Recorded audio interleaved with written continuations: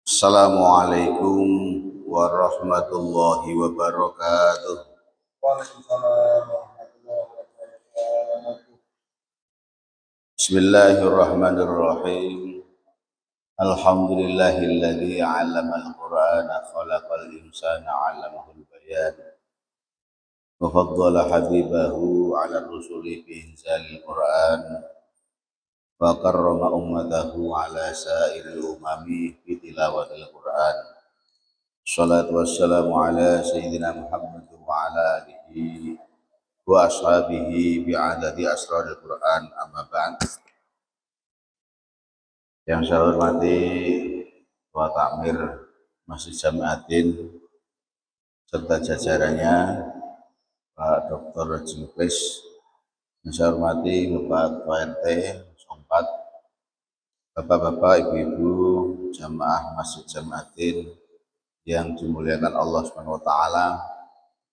Alhamdulillahirabbil alamin. Malam hari ini kita bisa kembali melanjutkan pengajian tafsir yang kita sudah sampai pada periode 44. Tentu ini satu perjalanan pengajian yang sudah cukup baik, istiqomah, dan tentu kita tingkatkan, kita lanjutkan supaya terus bisa mencapai pada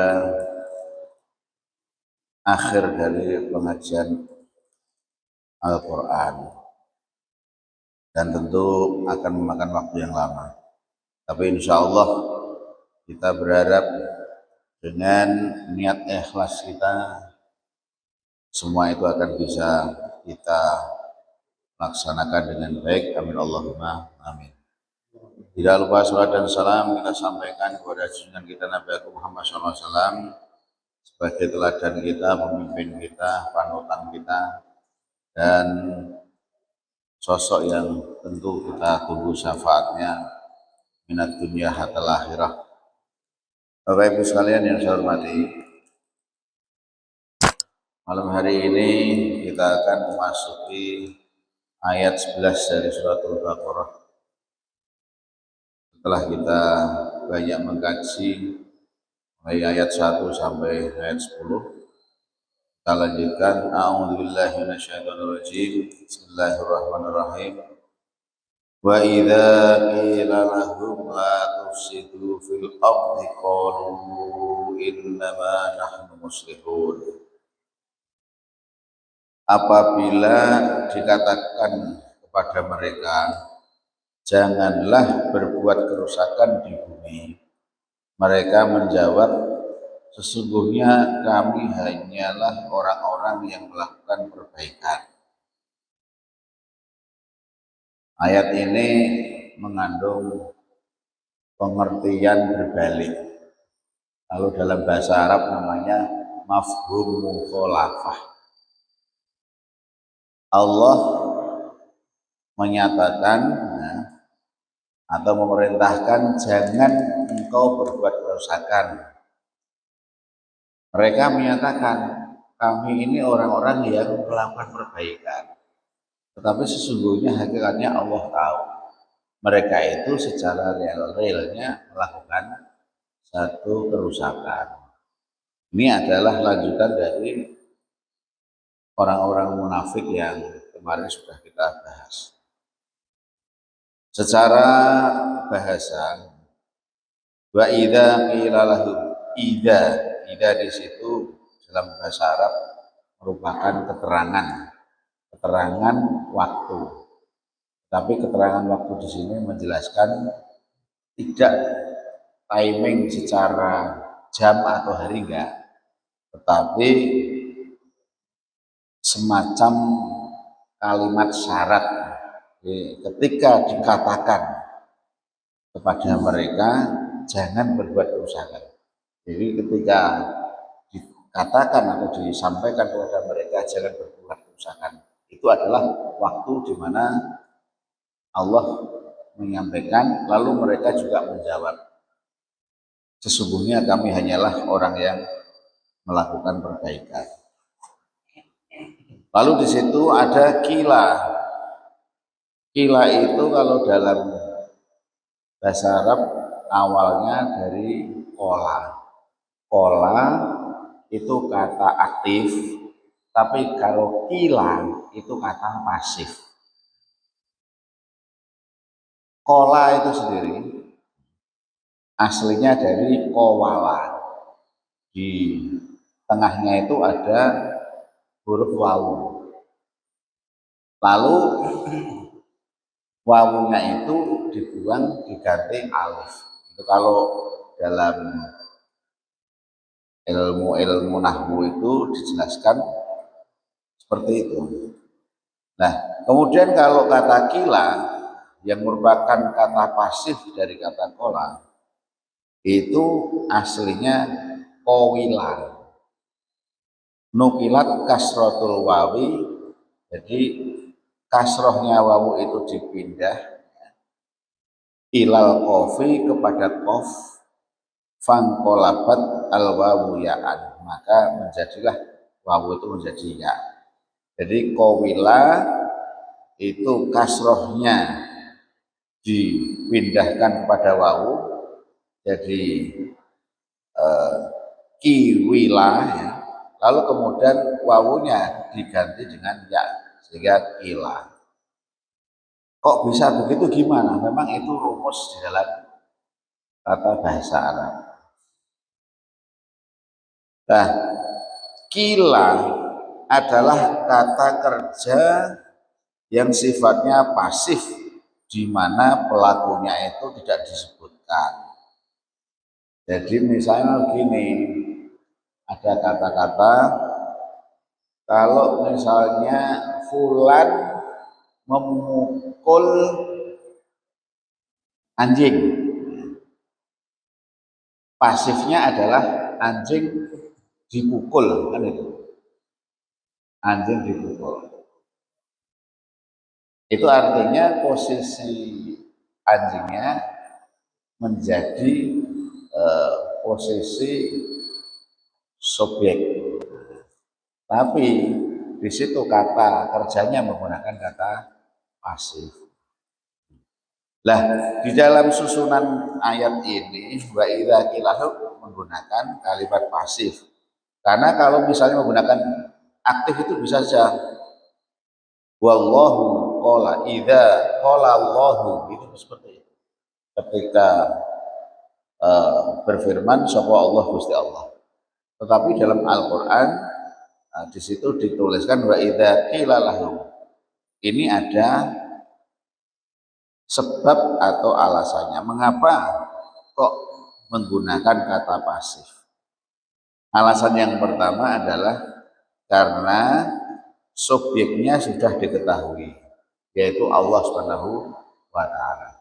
Di dalam kalimat wa idza qila lahum la tusidu, ketika dikatakan kepada orang-orang munafik itu siapa yang mengatakan? Maksudnya Allah Subhanahu wa taala.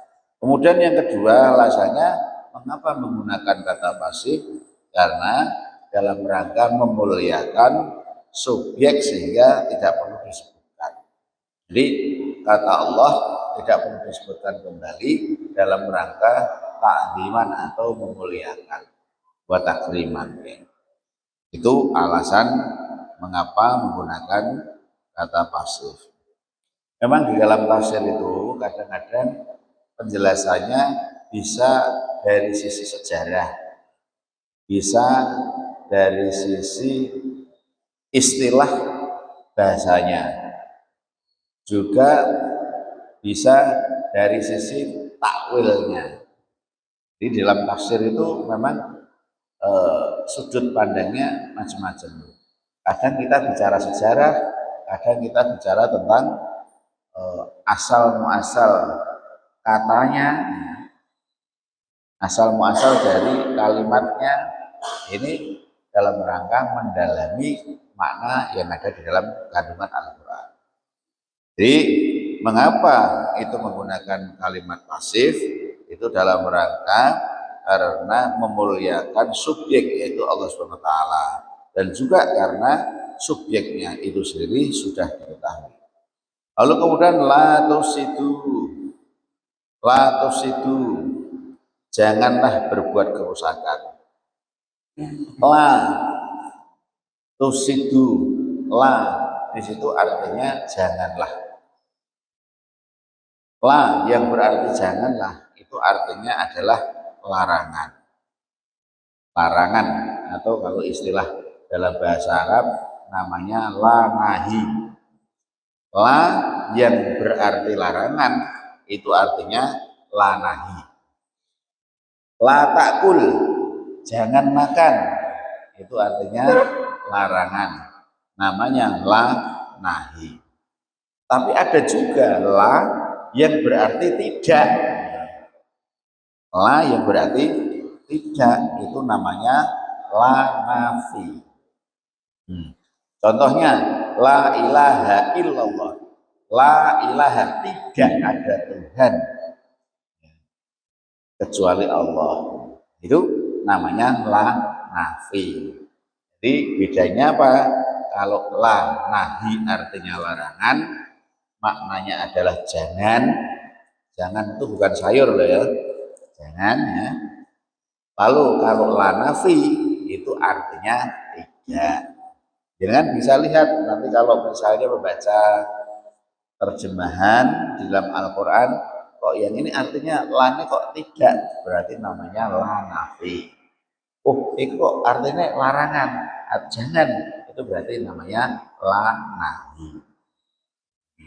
La tusidu di situ menggunakan la nahi.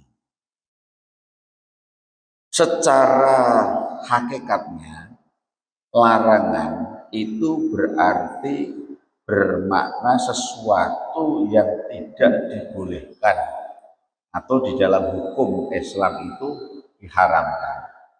Jadi kalau la tusidu, janganlah membuat kerusakan, berarti artinya haram membuat kerusakan. Itu hakikat secara makna.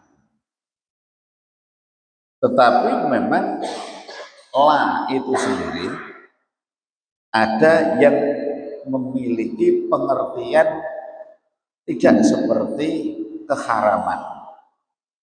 Jadi bisa memiliki makna banyak.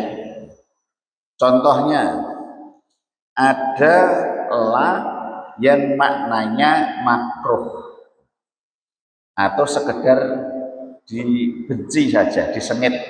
Contohnya dalam Al-Quran itu wala tamshi fil ardi maroha, dan janganlah kamu berjalan di muka bumi ini dengan sombong. Itu wala tamshi fil ardi maroha. Ini memiliki makna bahwa la mengandung pengertian disengit, dibenci atau dimakruhkan. Jadi janganlah engkau berjalan di muka bumi ini dengan sombong. Gitu. Lalu kemudian ada juga la tapi artinya doa. La tapi memiliki arti doa. Contohnya apa? Rabbana la tuzigh qulubana ba'da idh hadaitana wa hab lana min ladunka rahmah innaka antal wahhab. Rabbana la tuzigh qulubana, ya Allah ya Tuhanku, janganlah engkau jadikan hati kami condong kepada kesesatan. La tuzigh qulubana, ya Allah janganlah engkau jadikan hati kami condong kepada kesesatan. Itu makna dari la tuzigh qulubana. Jadi la di situ bukan kok seperti janganlah berbuat kerusakan tadi, bukan. Ini pengertiannya sudah berbeda. Kata jangan di situ mengandung pengertian doa. Ada juga la yang berarti memberi petunjuk, yaitu di dalam Al-Quran Ya ayyuhalladzina amanu la tas'alu an asya'a in tubtalakum tasukum. Hei orang-orang yang beriman, janganlah kamu menanyakan kepada nabimu hal-hal yang jika diterangkan kepadamu akan menyusahkan kamu. Di latas alu di situ lanya menggunakan arti petunjuk. Ojo takon perkara sing dadekake awakmu susah, dadekake samar, dadekake ora manfaat. Itu pengertian lainnya di situ. Jadi mengandung satu pengertian atau makna yang berbeda dibandingkan dengan lala yang sebelumnya tadi itu. Memang ini kalau diuraikan itu sesungguhnya banyak. Kita tidak bisa sekedar mendapatkan informasi dari Al-Quran cukup dari terjemahnya saja, karena kalau itu diurai banyak uraiannya ya. Kayak itu pengajian tafsir itu menjadi sangat penting.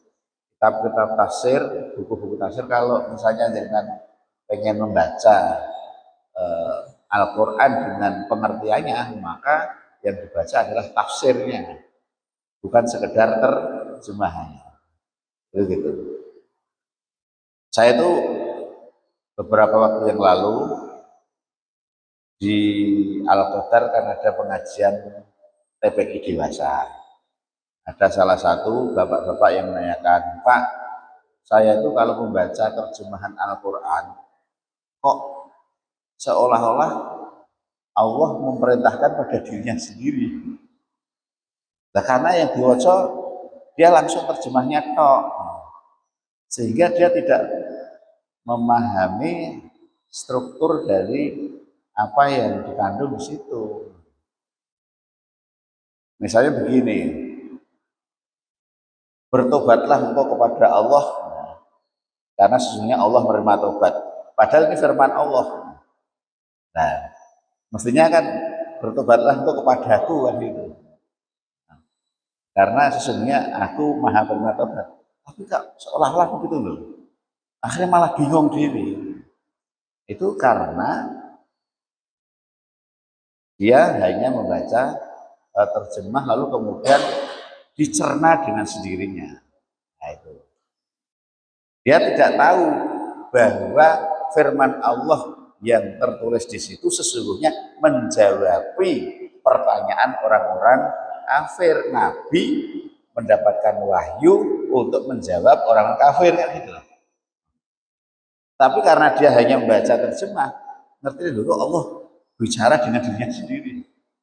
Akhirnya jadi mengalami kebingungan. Nah, ini makanya penting sekali mengkaji atau ngaji tafsir. Nah, termasuk di sini la itu saja ternyata punya banyak sekali pengertian. Itu kita tidak memahami itu bisa salah penempatan. Kemudian juga la yang memiliki arti menunjukkan kesepadanan. Contohnya fasbiru aula tasbiru sawaun alaikum. Bersabarlah kamu atau tidak bersabar sama saja bagi kamu. Jadi engkau bersabar atau tidak bersabar sama saja. Nilainya di situ mengandung pengertian satu kesepadanan antara kalimat yang pertama dengan kalimat yang kedua. Jadi mendudukkan posisi yang setara. Dalam ayat Al-Quran seperti itu. Ada juga yang memiliki makna al-ihtikor, yaitu meremehkan atau taklil, menyedikitkan. Contohnya la tamuddanna 'ainaka ila ma mata'na bi azwajam minhum. Janganlah sekali-kali kamu mengarahkan pandanganmu kepada kenikmatan hidup yang telah kami berikan kepada beberapa golongan di antara mereka orang-orang kafir. Jadi la di situ memiliki makna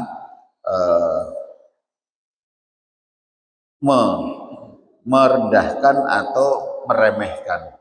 Jadi banyak orang kafir yang sekedar mengarahkan pandangannya pada kenikmatan hidup dunia.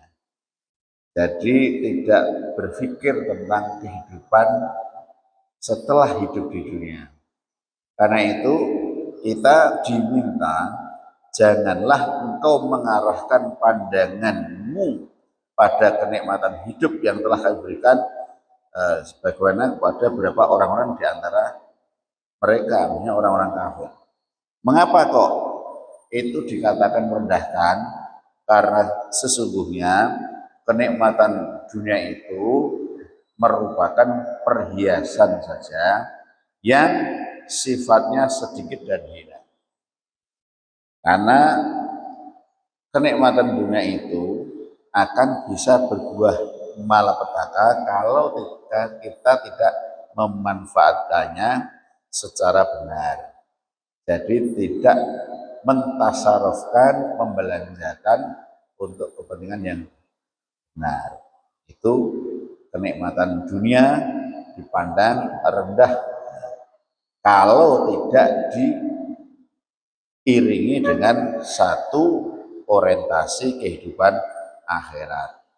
Makanya begini, di dalam Al-Quran itu carilah akhirat tetapi jangan lupa dunia. Jadi hakikat yang kita cari itu sesungguhnya akhirat, tapi ya jangan lupa kehidupan dunia. Maksudnya yo awake dhewe iku hakikat uripe carane golek bekal-bekal kanggo urip sok ning akhirat. Tetapi ojo nglaleke dunia. Sehingga posisi dunia ini bukan menjadi mainstreamnya, bukan menjadi jalur utamanya. Tetapi ya, yang menjadi jalur utamanya adalah akhirat. Tetapi ojo dilalekno. Begitu. Ojo dilalekno. Posisinya komplementer karena ad-dunya balaghun ilal akhirah. Karena dunia itu bisa menjadi jembatan menuju akhirat. Begitu. Jadi jangan carilah duniamu, jangan lupakan akhiratmu. Carilah akhiratmu, jangan lupakan duniamu. Jadi carilah kedua-duanya. Nah, kalau hanya berorientasi mencari kenikmatan dunia, padahal dunia adalah sesuatu yang hina, ya. Karena nanti tidak akan bisa menjadi bekal kita bawa ke akhirat selama tidak kita belanjakan untuk kepentingan akhirat. Jadi itu la memiliki pengertian yaitu merendahkan. Lalu ada juga yang memiliki makna bayan akibah, menjelaskan akibat dari satu perbuatan. Wala tahsabanna alladzina qutilu fi sabilillahi amwata. Janganlah kamu mengira bahwa orang-orang yang gugur di jalan Allah itu mati. Jadi akibat dari berjuang di jalan Allah itu sehingga orang itu gugur adalah mereka hidup di sisinya. Jadi orang-orang yang mati syahid, orang-orang yang berjuang di jalan Allah itu sesungguhnya mereka hidup di sisi Allah. Mereka tidak mati, hakikatnya dia hidup, ya. Karena memang disitulah Al-Quran menyampaikan banyak orang mengira orang yang syahid itu meninggal, padahal mereka tidak meninggal. Nah, wala tahsabannal ladzina itu menggunakan la, artinya menjelaskan dari akibat perbuatan.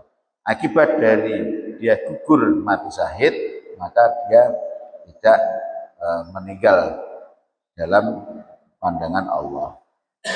Kemudian juga al yang memiliki makna yaksu atau putus asa. Wala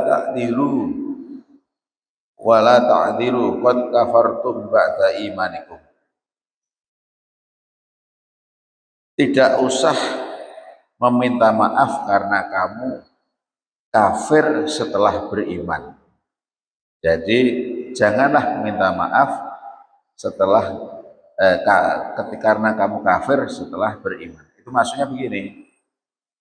Lanya di situ putus asa karena ada orang yang sudah beriman lalu kafir lalu minta maaf pengen beriman lagi. Itu di situ dalam Al-Qur'an nggak usah minta maaf soalnya wes tahu iman danu kafir wes tahu iman kafir kok danu pengen balik meneh. Itu oleh Allah ora usah. Lah orang ini kan putus asa pengen balik meneh. Nah ini satu yang merupakan bagian dari keputusasaan orang-orang yang murtad. Nah, orang murtad sama yang kafir asli itu punya perbedaan. Perbedaannya apa? Nek wong kafir asli, lalu kemudian dia masuk Islam, maka dia tidak memiliki kewajiban menjalankan sholat ketika dia selama kafir. Tapi nek misalnya ono wong Islam terus murtad selama 2 tahun terus balik Islam nih sing 2 tahun sholatnya kodok, jadi dia kudu balik mengkodok sholatnya jadi bendino selama 2 tahun itu double sholatnya, duhure ping pindho, asare ping pindho sampai 2 tahun karena orang murtad itu tidak menggugurkan kewajiban sholat. Tapi nek wong kafir memang tidak punya kewajiban sholat, beda itu. Jadi kok misalnya wis murtad terus kemudian beriman lagi, ya wingi lah kan wingi aku ora Islam, ya ora sholat, enggak, karena posisimu murtad, maka kamu harus tetap mengqadha sholatnya, itu wajib hukumnya. Jadi itu. Kemudian ada juga la yang memiliki arti menghina. Qala sa'u fiha wa la tukallimun. Allah berfirman, tinggallah dengan hina di dalamnya, artinya di dalam neraka. Dan janganlah kamu berbicara dengan aku. Jadi oleh Allah orang-orang kafir itu dinas dia ditempatkan di tempat yang hina, artinya di neraka.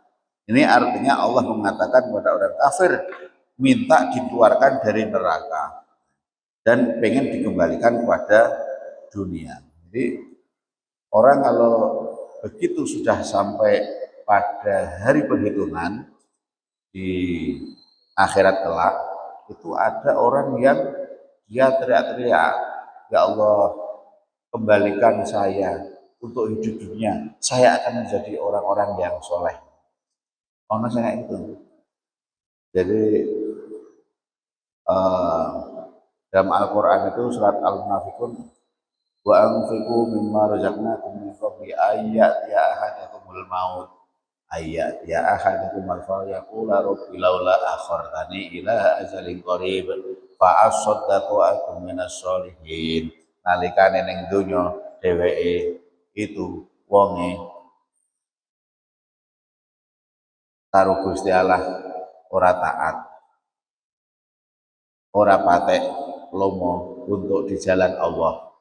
Dan niku nalikane entuk siksa nang akhirat, dheweke niku bengak-bengok, ya Allah, tolong kembalikan saya hidup di dunia lagi. Saya akan menjadi orang yang soleh, wis kasep. Wis kadung. Jadi hanyalah tinggal penyesalan. Itu seperti itu. Nah ini oleh Allah dikatakan engkau tinggal di tempat yang hina ini. Nah, mereka minta supaya dientaskan dari neraka. Dia sudah kadung. Jadi la memiliki banyak sekali makna, tetapi la tufsidu fil ardi itu la memiliki arti yang tadi itu, yang larangan, yang haram. Kemudian al-fasad, kerusakan. Kerusakan itu artinya lawannya as-sholah atau kebaikan. Lah kerusakan di sini adalah termasuk kekufuran, perbuatan maksiat, nah, kemudian mendustakan kebenaran dan sebagainya. Nah, kemudian fil ardi, ardu itu artinya bumi atau tanah.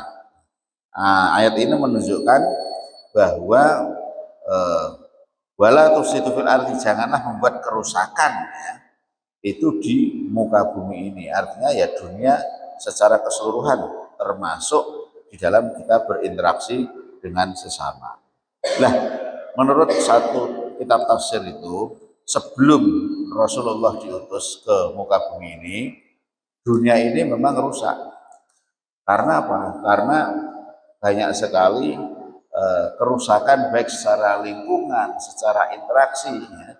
Dulu peperangan banyak terjadi, konflik mengerikan. Tapi setelah Nabi diutus oleh Allah, maka disitulah di muka bumi ini mulai ada satu perbaikan dan kerusakan sedikit demi sedikit sirna. Nah, ini terus peninggal Rasulullah SAW, kita mulai lagi memasuki masa di mana kita saling bertikai.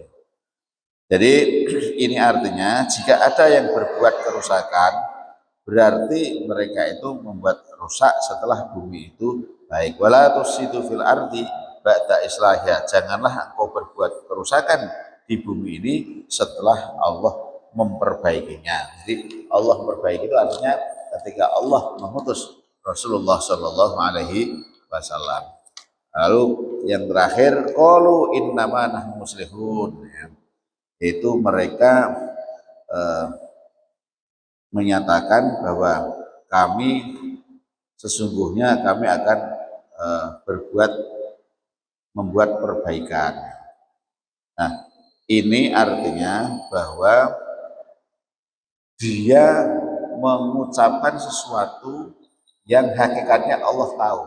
Allah tahu bahwa dia itu adalah melakukan kerusakan, tapi mereka ngomong tidak jujur. Oh, kami pengen perbaikan, tapi sebetulnya dia melakukan kerusakan.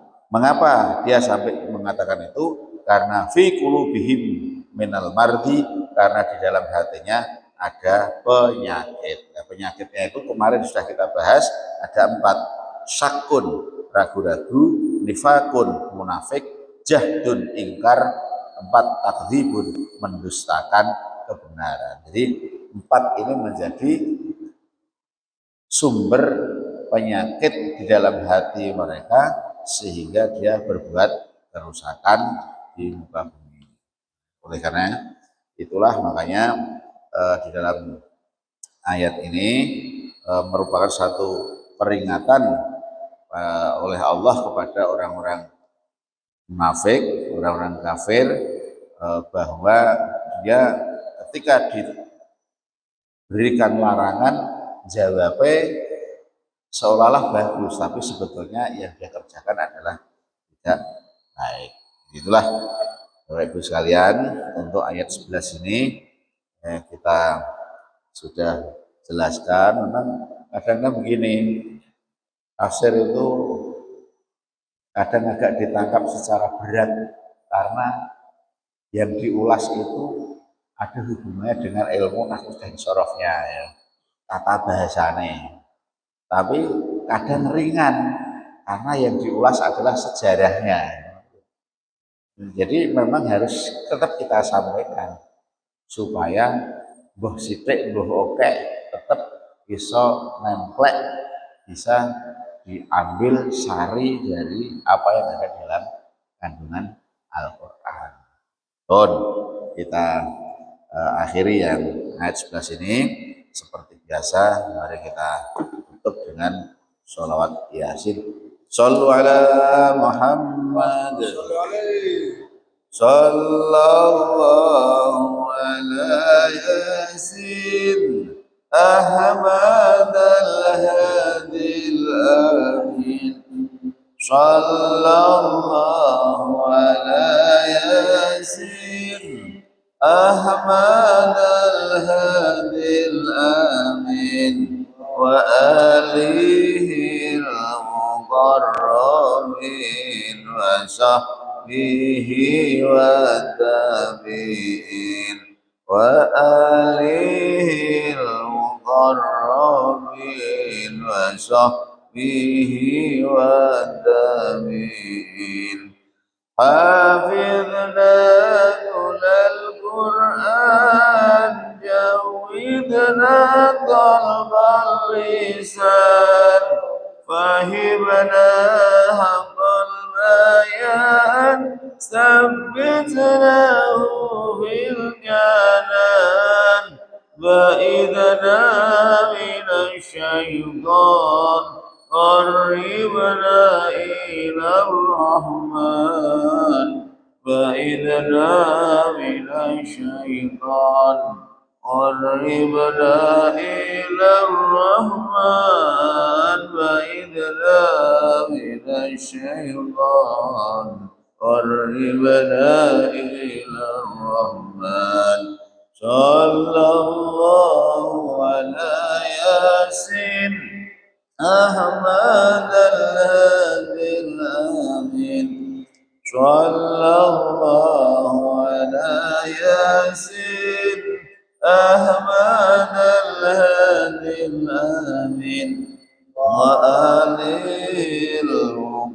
المقربين وصحبه والتابعين وآله المقربين وصحبه والتابعين أعذنا من النسيان واخدمنا على الإيمان والثقال في الميزان واللقاء بالغفران والدخول في الجنان والنظر بالرضوان والدخول في الجنان والنظر بالرضوان والدخول في الجنان